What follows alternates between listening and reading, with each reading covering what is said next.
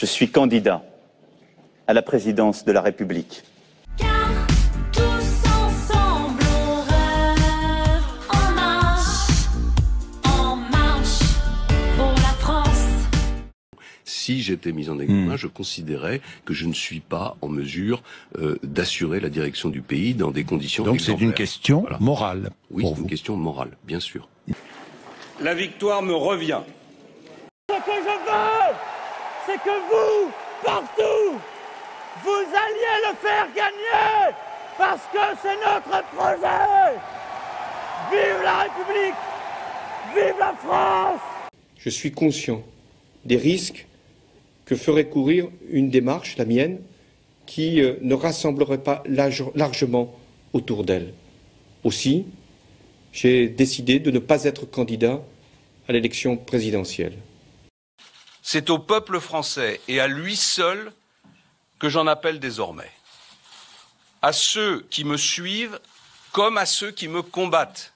C'est au peuple français que je m'en remets, parce que seul le suffrage universel, et non pas une procédure menée à charge, peut décider qui sera le prochain président de la République. Je ne céderai pas, je ne me rendrai pas, je ne me retirerai pas. Le déclenchement des investigations de la justice à son encontre et son système de défense fondé sur la dénonciation d'un prétendu complot et d'une volonté d'assassinat politique l'ont conduit dans une impasse. Je vous dois des excuses. Je vous dois des excuses, dont celle de devoir défendre mon honneur et celui de mon épouse, alors que l'essentiel est pour vous comme pour moi de défendre notre pays.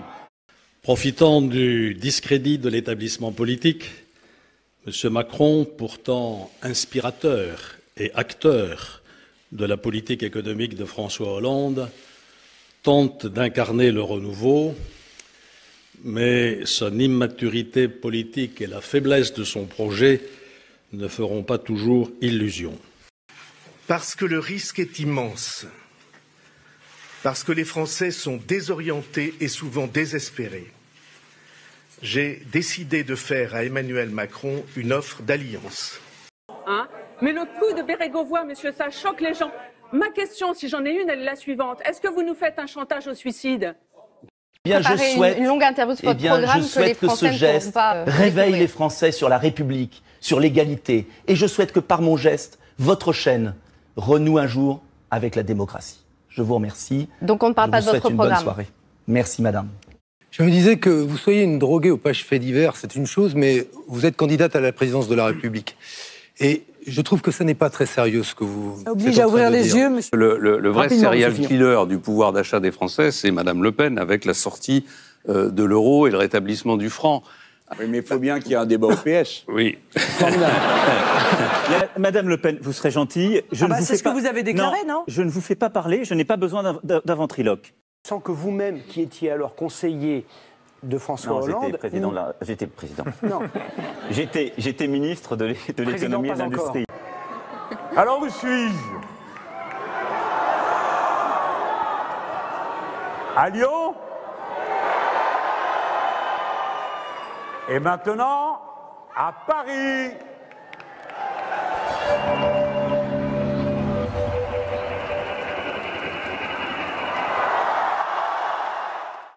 Devant les Français ce soir, à ce que nous puissions nous retrouver sur France Télévisions, parce que les Français, ils ont le droit à ce beau débat. Et d'ailleurs, on nous avait dit que ça ne serait pas possible de débattre à 11. Je trouve que le débat est de bonne qualité. Une campagne totalement inutile, totalement inaudible et à vrai dire ridicule.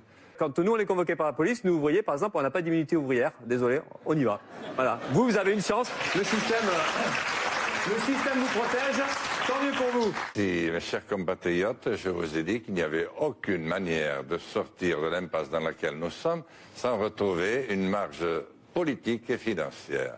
Donc, je vais travailler au niveau des chefs d'État et de gouvernement, mais pour autant, je ne vais pas organiser de Frexit. Pas de nouvelles erreurs. D'abord, c'est pas tout à fait exact. J'ai des centaines de parlementaires ont employé des membres de leur famille, il y en a encore beaucoup qui en emploient. J'ai dit simplement qu'il y a 3 ans, j'avais estimé qu'il était nécessaire d'arrêter cette pratique. Et... Ceux qui vont mettre en œuvre les politiques pour lesquelles peut-être vous serez élu. Moi je vous le dis, je vous le dis, les yeux dans les yeux, Monsieur Fillon, moi j'aime la fonction publique. C'est une façon d'avancer sur votre racisme, sur votre xénophobie, c'est ça la réalité. Donc la laïcité, ça sert de paravent en réalité. Et par ailleurs, ce que je voudrais dire aussi, c'est que la Constitution, elle n'a jamais protégé les travailleurs. Hein. Il y a eu un débat le 4 avril et puis qu'on n'a même pas été fichu d'en faire un deuxième. Hein, voilà, c'est con parce que... Vous êtes quand même là ce soir. Oui, non, mais c'est pas un débat parce que ça manque aussi des confrontations directes, de pouvoir dire à des Fillon, à des Le Pen que ce sont des voleurs et des menteurs. Il est temps de consommer, il est temps de sortir du nucléaire parce que c'est dangereux. Il est temps de répartir la richesse justement pour que l'on puisse vivre de son travail, de sa retraite ou dans ses études dignement. Il est temps de sortir de la monarchie présidentielle, il est temps d'une France indépendante qui soit le champion mondial. Le boycott de mon journal n'est que la conséquence, parce que je me plaignais du boycott de son journal, de ton attitude contre Fillon. Et ce n'est pas en restant dans ton coin que tu y arriveras, mais en étant dans une équipe gouvernementale, la carotte. Il vaut mieux manger une soupe que du pain rassis. J'ai répondu à ce grand patron de presse. Je suis scandalisé que tu assumes ce boycott.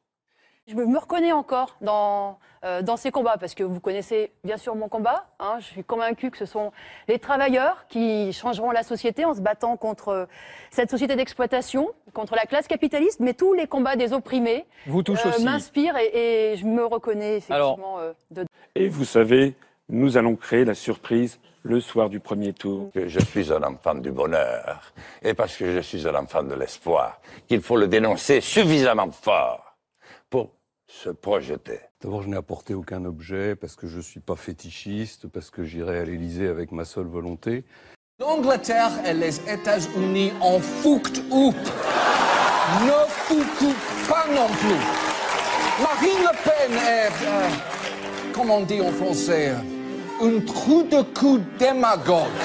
Un monstrueux trou de cul démagogue. Vous valez mieux que ça. Ceci est votre chance d'être à la hauteur de la philosophie des Lumières. Oui, je serai au second tour et je vous dis même, je serai en tête du second tour. Premier tour, c'est Emmanuel Macron qui arrive en tête à 23,7%. Marine Le Pen est en deuxième position.